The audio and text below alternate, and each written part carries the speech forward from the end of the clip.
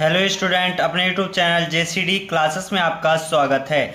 तो आज की इस वीडियो पर बच्चों हम कवि परिचय लेकर के आ चुके हैं। इस वीडियो पे हम ऋतुराज जी की कवि परिचय देखेंगे, जिसमें इनकी रचनाएं, भाव पक्ष, कला पक्ष और साहित्य में स्थान पूछा जाता है अक्सर पेपर में, चाहे त्रैमासिक हो, अर्धवार्षिक हो, चाहे वार्षिक पेपर हो, चाहे प्री बोर्ड पेपर हो। सभी पेपरों में कवि परिचय हमेशा आता है। 4 नंबर का कवि परिचय आता है बच्चों। आज हम इस वीडियो में ऋतुराज जी की कवि परिचय पूरा विस्तार पूर्वक आपको हम बताएंगे, ठीक ना।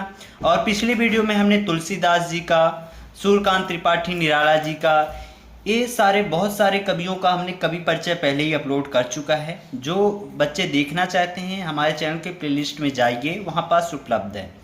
और चैनल को जिन्होंने सब्सक्राइब नहीं किया यार, सबसे पहले सब्सक्राइब कर लो, क्योंकि मैं आपके लिए इतना मेहनत करके वीडियो बनाता हूं, तो आप चैनल को तो सब्सक्राइब कर ही लो।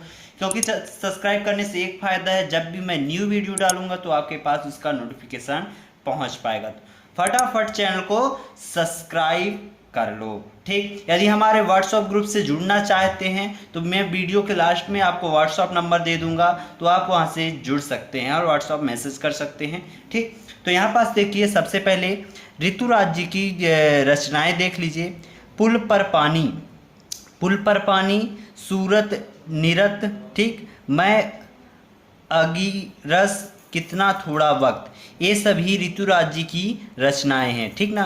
पुल पर पानी, सूरत निरत, ठीक, मैं अगीरस, कितना थोड़ा वक्त, ये है ऋतुराज जी की रचनाएं, ठीक। फिर यहाँ पास भाव पक्ष, भाव पक्ष में क्या क्या है बच्चों, तो यहाँ पास देखिए बच्चों, भाव पक्ष, ऋतुराज जी की भाव पक्ष में आपको क्या क्या लिखना है। तो यहाँ पास देखिए, ऋतुराज जी दैनिक जीवन के अनुभवों को सटीक अभिव्यक्ति दी है।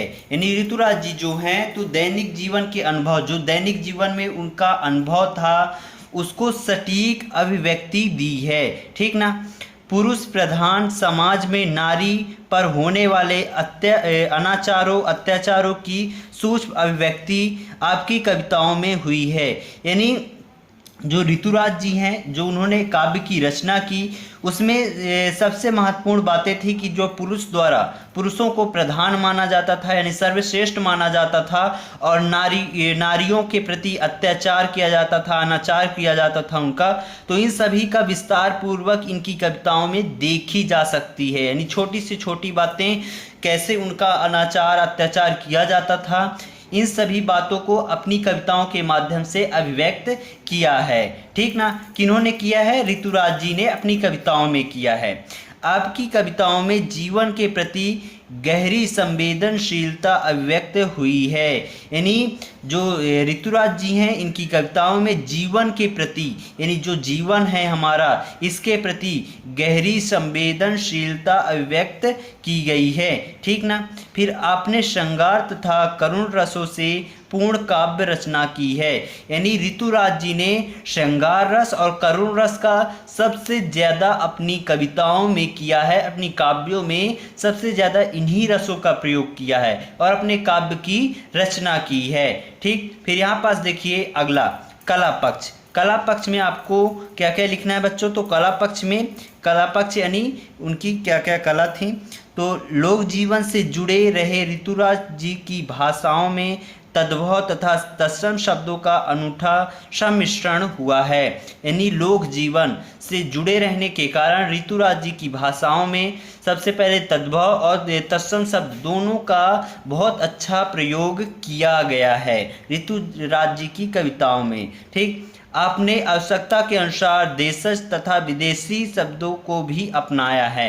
यानी आवश्यकता पड़ने पर ही ऋतुराज जी ने अपनी कविताओं में देशज और विदेशी शब्दों का प्रयोग किया है, ठीक ना।